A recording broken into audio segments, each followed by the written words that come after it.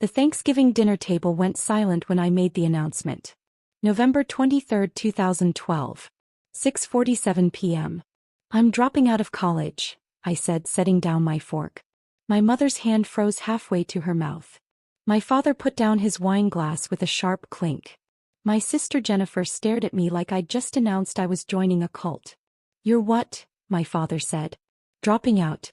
I'm leaving Northwestern at the end of the semester. Rachel, my mother said carefully, is this a joke? No joke. I've already submitted the paperwork. But you're a sophomore, Jennifer said. You're halfway through. Why would you? Because I hate it. The words came out more forcefully than I'd intended. I hate my major. I hate my classes. I'm miserable and I'm wasting your money. What you're wasting, my father said, his voice rising, is your future. Do you have any idea how competitive it is to get into Northwestern? How many people would kill for your opportunity? Then they can have it. Rachel, be reasonable, my mother pleaded. Every college student feels overwhelmed sometimes. That doesn't mean you quit. I'm not quitting. I'm choosing a different path. What path? Jennifer demanded. Dropping out to do what? Work at Starbucks? Live in our basement. I'm moving to New York. I have a job lined up as an editorial assistant at a publishing house. An editorial assistant? My father laughed, but there was no humor in it. That's a glorified secretary position. Rachel, you're throwing away a Northwestern degree for an entry-level job that pays maybe $30,000 a year. It's a start. It's a disaster, he interrupted. Your sister graduated from Yale, went to law school, is now working at a top firm in Chicago. That's what success looks like. Not this. Jennifer leaned back in her chair, arms crossed. I worked my ass off to build a career. I did everything right. And you're just going to throw away your education because you're miserable? That's pathetic. Jennifer, my mother said weakly. No, Mom. Someone needs to say it. Rachel has always taken the easy way out. High school was too hard, so she went to community college first. Now university is too hard, so she's dropping out. When are you going to grow up and finish something? I did finish community college. With a 3.2 GPA, she said. Barely. And you only got into Northwestern because you wrote some sob story essay about being a late bloomer. That stung because it was partially true. My path hadn't been traditional. I'd struggled in high school, gone to community college, then transferred to Northwestern. I'd been proud of that journey. My family had been tolerant of it. This is a mistake, my father said firmly. A huge mistake. And I won't support it financially. I'm not asking you to. Good. Because you'll get nothing from us. No money for rent, no money for food, nothing. You want to make adult decisions? Fine. Face adult consequences. Harold, my mother said, that seems harsh. She needs to learn, Patricia. She can't just drift through life expecting us to catch her every time she fails. I'm not failing, I said, my voice shaking. I'm making a choice. A bad choice, Jennifer said. You're 20 years old with no degree, no real skills, moving to one of the most expensive cities in the world for a job that probably pays minimum wage. You know what we call that? Failure. I stood up from the table. I should go. Rachel, wait, my mother started. I didn't wait. I grabbed my coat and walked out into the cold Chicago night. I moved to New York 3 weeks later with $1,800 in savings and a suitcase full of clothes. The publishing job was exactly as bad as my father had predicted. Editorial assistant at Hartley & Sons Publishing, a small, prestigious house specializing in literary fiction. I made $28,000 a year, worked 60-hour weeks, and my primary responsibilities were filing coffee runs and reading slush pile manuscripts that would never get published. My apartment in Brooklyn was 280 square feet. The shower was in the kitchen. I could hear my neighbors' every conversation through the paper-thin walls. I ate ramen noodles for dinner 4 nights a week. My family barely spoke to me. My mother called once a month with updates I didn't ask for. Jennifer got engaged. Jennifer made partner track. Jennifer bought a condo. Your sister's doing so well, my mother would say. We're so proud of her. The implication was clear. Unlike you. Jennifer called exactly once in those first 6 months. I heard you're living in some shoebox in Brooklyn, she said. Mom's worried about you. I'm fine. Are you? Because from where I'm sitting, it looks like you made a huge mistake and you're too proud to admit it. I'm happy, Jennifer. You're 20 years old making less than minimum wage when you calculate your hours. That's not happiness. That's delusion. She paused. Look, it's not too late. You could re-enroll. Go back to school. Get your degree. Stop embarrassing the family. Embarrassing the family? Yes, Rachel. Embarrassing us. Do you know what I tell people when they ask about you? I have to say my sister dropped out of college to work in publishing. Do you know how that sounds? Like I'm following my passion? Like you're a failure. Like our family couldn't produce 2 successful children. She hung up before I could respond. That was the last real conversation we had for 12 years. But I wasn't failing. Not really. The publishing job was brutal, but I was learning. How books were acquired, edited, marketed. How the industry worked. I read manuscripts until my eyes hurt, learning what made good writing, what made compelling stories. After 2 years, I was promoted to assistant editor. After 4 years, associate editor. After 6 years, senior editor. I developed a reputation for discovering new talent. 3 of my authors won major literary awards. 2 hit the New York Times bestseller list. But more importantly, I'd found my real passion, helping young writers develop their craft. I started teaching a writing workshop at NYU. Just 1 class, adjunct for extra money. But I loved it. Loved working with students, helping them find their voices, watching them improve. One of my students, a professor in the English department, noticed. You're a natural teacher, she said. Have you ever thought about higher education as a career? I don't have a degree. You should get one. Not for the paper but for the opportunities. With your experience and your talent, you could do real things in academia. That conversation planted a seed. At 26, I enrolled in Columbia's MFA program in creative writing. I worked full-time, attended classes at night, wrote my thesis in stolen hours on the subway. It was the hardest 2 years of my life. I graduated at 28 with my MFA and a job offer from Columbia to teach undergraduate creative writing courses. At 30, I was promoted to assistant professor. At 31, I published my first book, a collection of essays about the publishing industry that became a surprise bestseller in academic circles.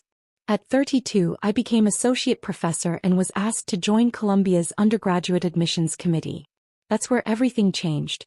Reading college applications, I realized I had a gift for seeing potential. Not just in grades and test scores, but in the stories students told. In the struggles they'd overcome. In the unique perspectives they brought. I could see the students who would thrive at Columbia. The ones who'd contribute something meaningful. The ones who just needed someone to believe in them. Like me all those years ago. When Yale reached out about their dean of admissions position, I almost didn't apply. You should do it, my department chair said. You're made for this. And Yale is, well, it's Yale. I applied. 6 interviews later, they offered me the position. Dean of undergraduate admissions at Yale University. At 32 years old, I was one of the youngest deans in the Ivy League. The irony wasn't lost on me. The college dropout was now deciding who got into one of the world's most prestigious universities. I moved to New Haven in August 2024. My mother called to congratulate me, the first time she'd called in 3 years. Dean at Yale, she said. That's wonderful, Rachel. Your father will be so proud. Will he? Silence. He's trying. He asks about you. Does Jennifer? More silence. Your sister's very busy. She has Amanda now, you know. She's 16. Such a bright girl. My niece. I'd seen her exactly 3 times. Once as a baby, once at age 5, once at age 10. Jennifer had made it clear I wasn't welcome in her daughter's life. I'm sure she is, I said. Maybe now that you're doing well you could reconnect? With Jennifer? With all of us. Maybe, I said, knowing I wouldn't. The application reading season started in November. We received 52,000 applications for 1,550 spots. Every application got read by at least 2 admissions officers. As dean, I personally reviewed thousands of them, including all the borderline cases and special circumstances. It was grueling work. Reading applications from brilliant students who'd overcome incredible odds. Students who'd started nonprofits, conducted research, won international competitions. Students who'd survived poverty, violence, loss. Most of them we'd have to reject. That was the hardest part. I was in my office on a Friday evening in January 2025, reviewing a stack of applications from the Chicago area. My eyes were tired. I was on my fourth coffee of the day. Then I saw the name. Amanda Chin. My sister's married name was Chin. Her husband David Chin, the corporate lawyer she'd married 11 years ago. My hands started shaking. I opened the application. Amanda Chin. Age 17. Northbrook High School, Northbrook, Illinois. GPA, 4.0 unweighted. SAT 1570. Valedictorian. National Merit Finalist. Captain of debate team. Volunteer at local literacy nonprofit. Impressive. Very impressive. She'd applied as a prospective English major. Wanted to be a writer. I scrolled to her personal essay. The prompt. Reflect on a time when you faced a challenge or obstacle. What did you learn from the experience? I started reading. My family doesn't talk about my Aunt Rachel. I grew up hearing whispers. How she dropped out of college, how she threw away her opportunities, how she became the family embarrassment. My mother would shake her head whenever someone asked about her sister. Rachel made her choices, she'd say. Bad choices. For years I thought my aunt was a cautionary tale. A warning about what happens when you quit, when you don't follow through, when you disappoint your family. My mother used her as an example whenever I complained about school. Do you want to end up like Rachel? She'd ask. Working some dead-end job because you couldn't finish what you started? The lesson was clear. Rachel was a failure. Our family's black sheep. The one we'd overcome. Then when I was 16 I Googled her. I stopped reading. Closed my eyes. This was my niece's college essay. About me. About how I was the family failure. I should recuse myself. Pass this application to another admissions officer. That would be the ethical thing to do. That I kept reading. I expected to find nothing, or worse, confirmation of the family narrative. Some sad Facebook profile, maybe a LinkedIn showing a series of unremarkable jobs. What I found instead shocked me. Dr. Rachel Chin. MFA from Columbia. Published author. Professor.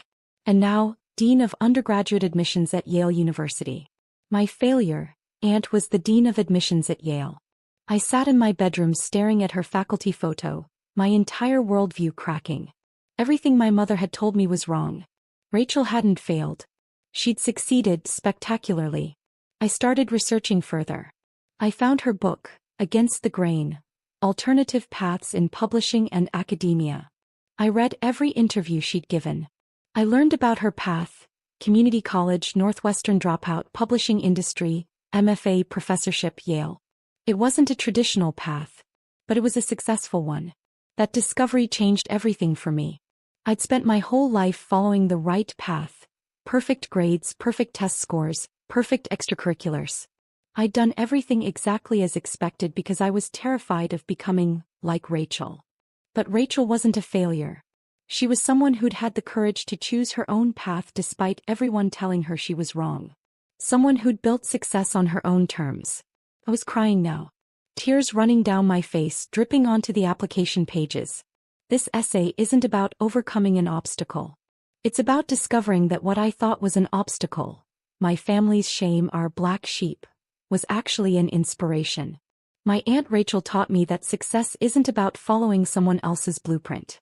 It's about having the courage to write your own story, even when the people who are supposed to support you tell you you're making a mistake. I want to study creative writing at Yale. I want to learn from professors who think differently, who value unconventional paths, who understand that sometimes the most important thing you can do is refuse to quit being yourself. My family overcame nothing. They simply failed to see that Rachel was succeeding in ways they couldn't understand. I don't want to make that same mistake. I want to have the courage to pursue my passions, even if they don't fit someone else's definition of success. I want to be like my Aunt Rachel, the failure who became a dean. I set down the application and put my head in my hands. For 12 years I'd built a life without my family. I'd convinced myself I didn't need their approval, their recognition, their love. And here was my niece who I barely knew writing about me like I was her hero, calling me an inspiration, defending me to an admissions committee that I was on.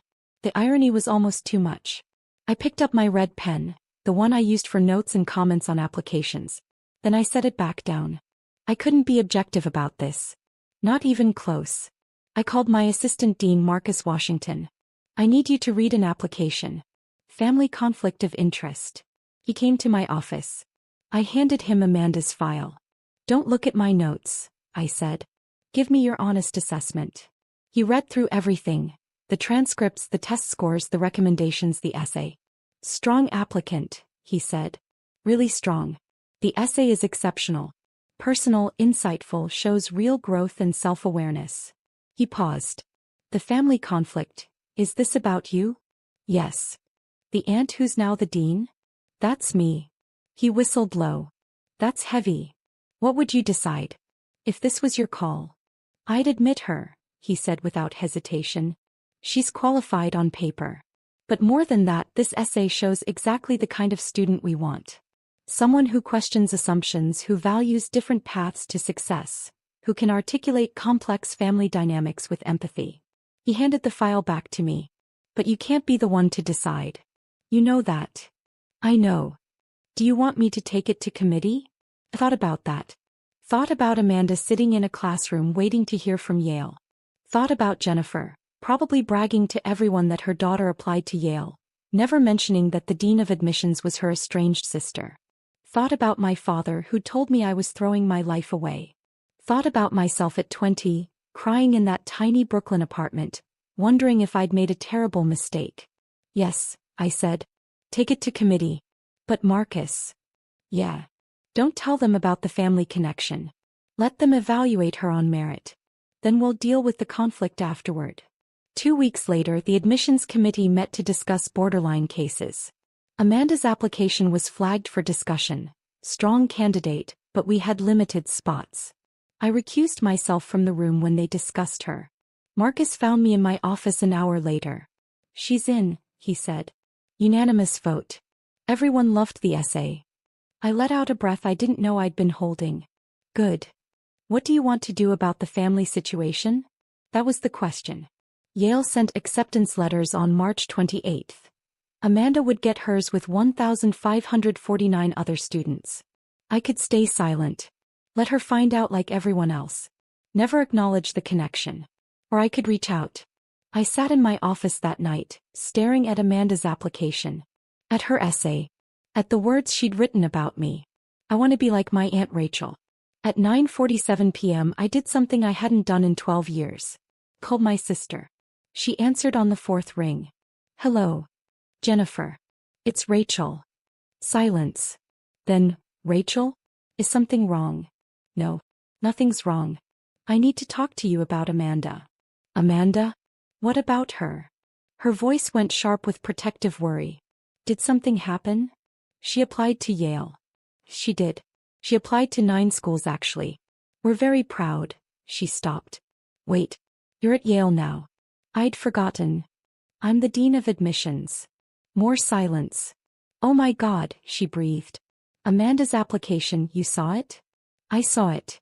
Rachel, I swear I didn't know. We didn't apply to Yale because of you. Amanda wanted to go there because of the English program. She didn't even know you worked there until after she'd applied. I never thought.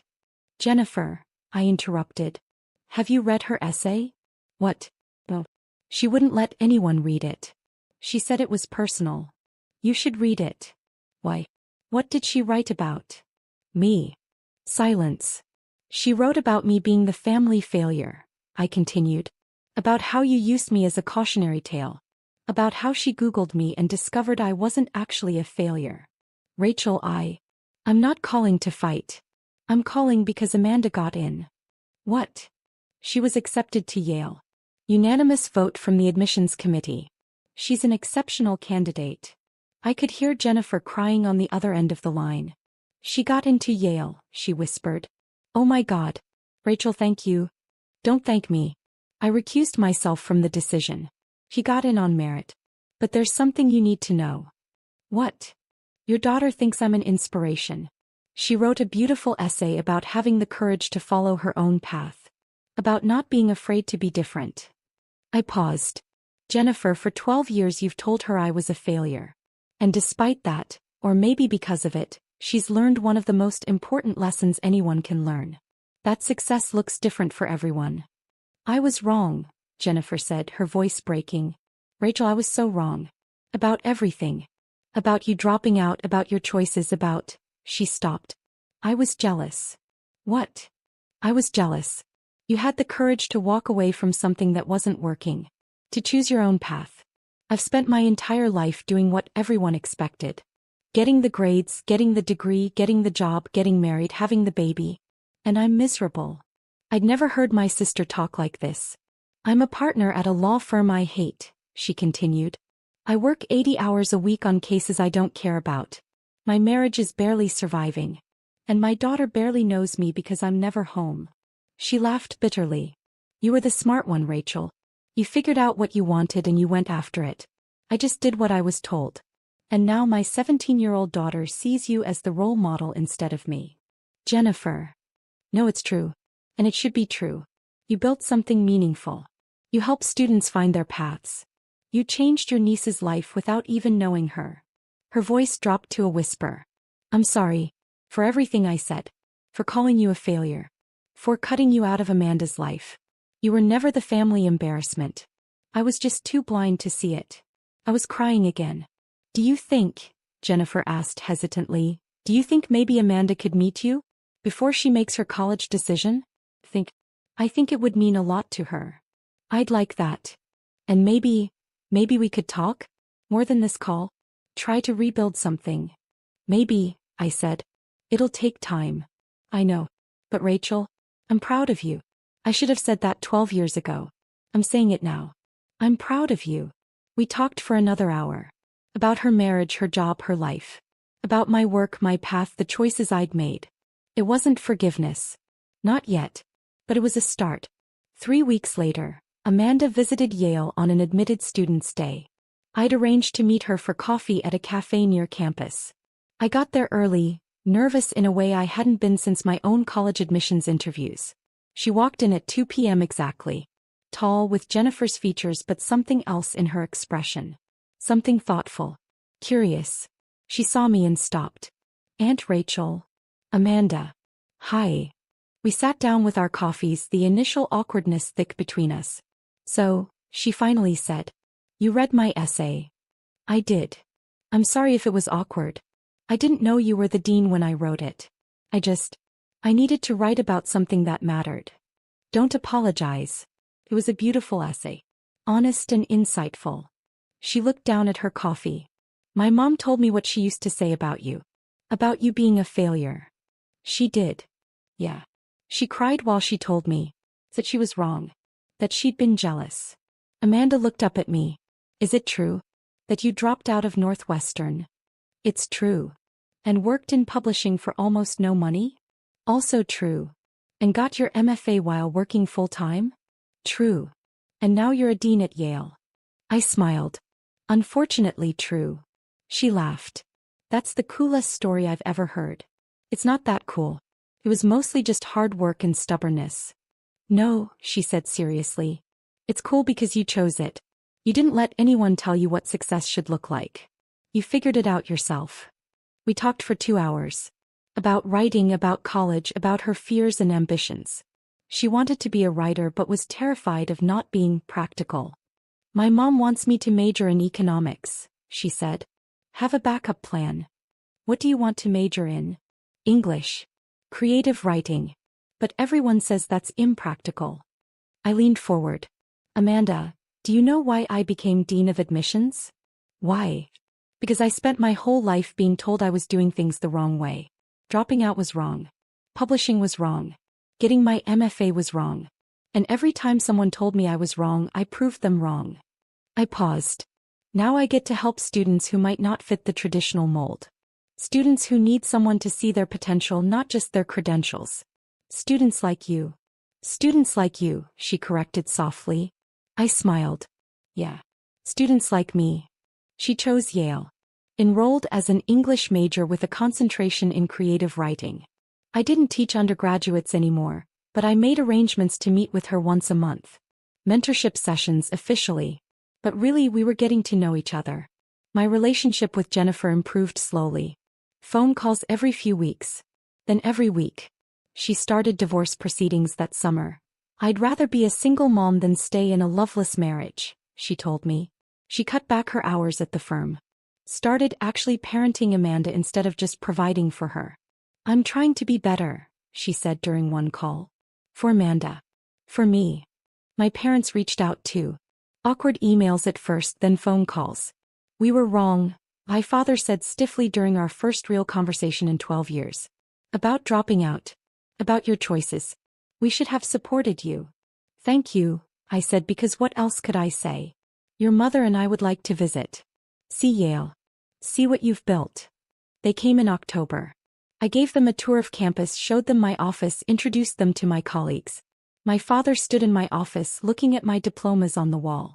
Columbia and my published book on the shelf.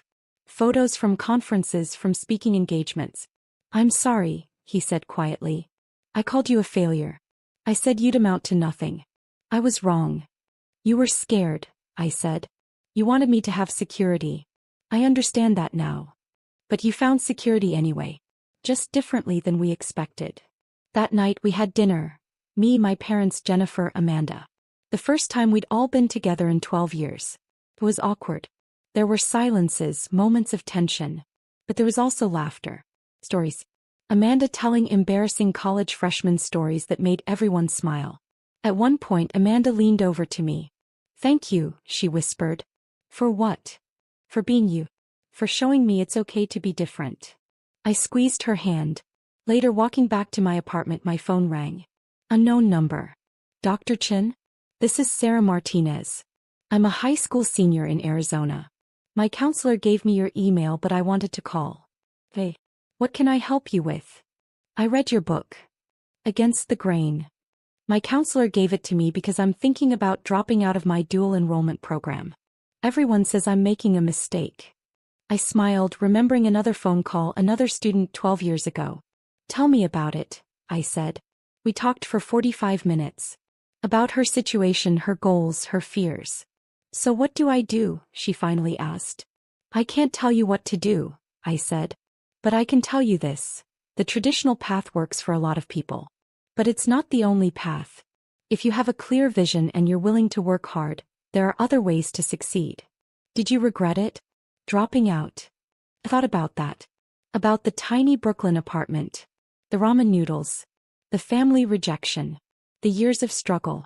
Not for a second, I said. After we hung up, I sat on my couch thinking about that Thanksgiving dinner 12 years ago. About walking out into the cold Chicago night, terrified and alone.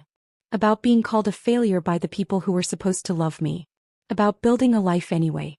My phone buzzed. A text from Amanda. Thanks for dinner. Love you, Aunt Rachel, Red Heart. I stared at those words. Love you. When was the last time a family member had said that to me? I typed back. Love you too, kiddo. The next morning I was back in my office reading applications. Another year, another 50,000 plus students hoping for one of our 1,550 spots. I read each application carefully. Looking for the straight A students, yes. But also looking for the unconventional ones. The ones who'd struggled. The ones who'd taken different paths. The ones who reminded me of myself. Because the truth was, I understood them in a way most admissions officers couldn't. I knew what it felt like to be told you were doing everything wrong. I knew what it took to prove everyone wrong. And I knew that sometimes the students who looked like failures on paper were actually the ones who'd changed the world. I picked up one application. A student who'd started at community college, transferred twice, had a 3.4 GPA but exceptional letters of recommendation and a powerful essay about overcoming homelessness. Most admissions committees would reject this student immediately. The GPA was too low. The path was too unconventional. But I saw something else. I saw resilience. Determination. Someone who'd succeeded despite impossible odds. I picked up my red pen and wrote at the top of the application, strong admit. Committee review recommended. That student would probably get in. Not because of their grades, but because I knew something most people didn't. Success isn't about following the right path. It's about having the courage to walk your own path, even when everyone tells you you're wrong. Even when your own family calls you a failure. Especially then. I thought about Amanda's essay. About the line that had made me cry. My family overcame nothing. They simply failed to see that Rachel was succeeding in ways they couldn't understand. For 12 years I'd thought my family's rejection had broken something in me. But maybe it had actually freed me. Freed me to build the life I wanted, not the life they expected. Freed me to define success on my own terms. Freed me to become the person who could help other students do the same. The college dropout who became a dean. The family failure who changed lives. I smiled and reached for the next application.